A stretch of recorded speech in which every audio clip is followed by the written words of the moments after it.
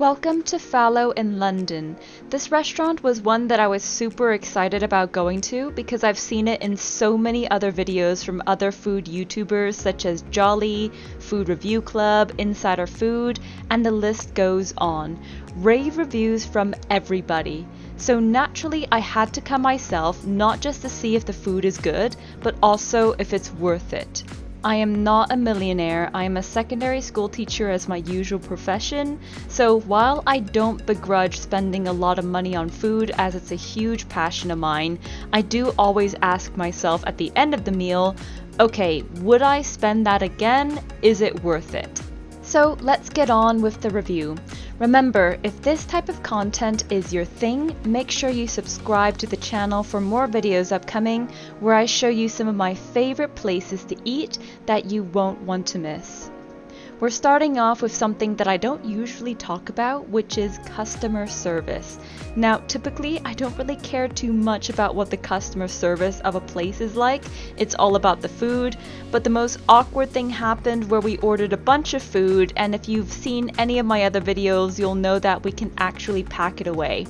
About 5 or 10 minutes after we placed our order, our waiter comes out to tell us that the chef said we ordered too much food and that we should drop an item.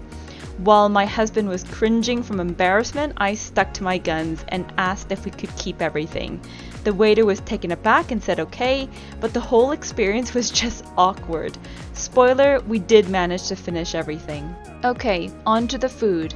We got 3 starters, the first of which was one of their breads, which is a rye sourdough bread served with Longman's butter, which is an award-winning brand of butter that is super creamy. The bread was very soft and had a lovely sourdough flavor to it that I thoroughly enjoyed as a lover of sourdough. Next was their burrata, with a topping of caramelized onion and a crispy chili dressing. Unfortunately, this was a miss for me. Burrata is meant to be a mix of mozzarella and cream, so I should be getting a really soft and creamy interior, but instead it was quite hard the whole way through. I also think the strong flavors of the chili crisp dressing didn't really make sense with the freshness of burrata. Our final starter was their smoked beef ribs with a red pepper seasoning and glaze. Not spicy, just spiced. This was a definite winner and cooked super well. You can see how it falls off the bone here because the meat was just melt in your mouth tender. Not a miss for sure. Now on to the mains.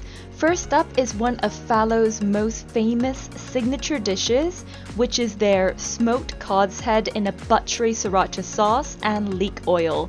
Don't be put off by eating fish head. This is where the most tender meat on a fish is, and Fallow cooks it super well. I can't even describe how succulent and soft the meat here was, and it goes perfectly well with this sriracha sauce. If you've never had sriracha before, it's a tangy, spicy, and slightly sweet chili sauce with a garlicky kick. Don't be afraid about it being too spicy because it's sriracha. It's calmed down a lot by the buttery component and now is only a slight kick. My favorite part of a fish head has to be the cheeks, and if you're not sure about how to dissect this dish, the waiter is more than happy to point out where you can find the meat. Our next main was their spring lamb done 3 ways: lamb chop, braised belly, and a spiced sausage. It came with some chard, tender stem broccoli, and a lovage puree, which is a herb that tastes a bit like a mix between celery and parsley, served with some rich and deep lamb gravy as well.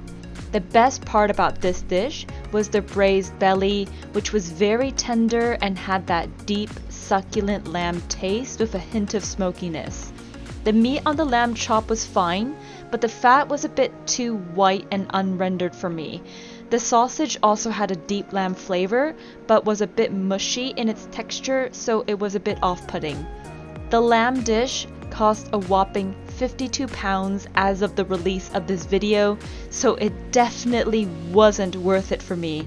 There were a lot of elements of this plate that I liked, but not enough for me to pay £52 again.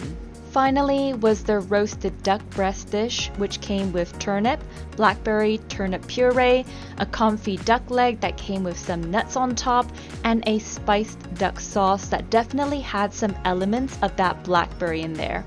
I really enjoyed every part of this dish. The duck breast was cooked beautifully and was absolutely faultless. It was super juicy and oozed duck flavor with every chew. The comfy duck leg was amazingly tender as well. I would have liked it to be a bit more pure and less covered in sauce, but it was still delicious. However, the biggest star for me, which was a complete surprise, was the turnip puree.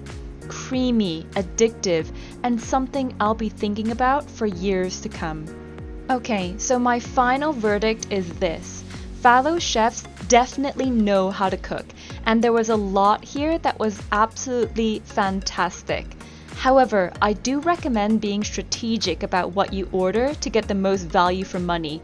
I would definitely get the smoked beef ribs again and the smoked cod's head, but with the lamb dish costing £52 and the duck dish at £65, I would say those two were tasty but overpriced for the average person. So would I recommend Fallow? Yes, but not everything on the menu. If you enjoyed this video and found it informative, please give it a like and consider subscribing to my channel. I post videos about food on a regular basis that you won't want to miss. So let me know in the comments section, what is the maximum amount that you would pay for really good food? I'm curious to see what people's thoughts are on this one. Until next time!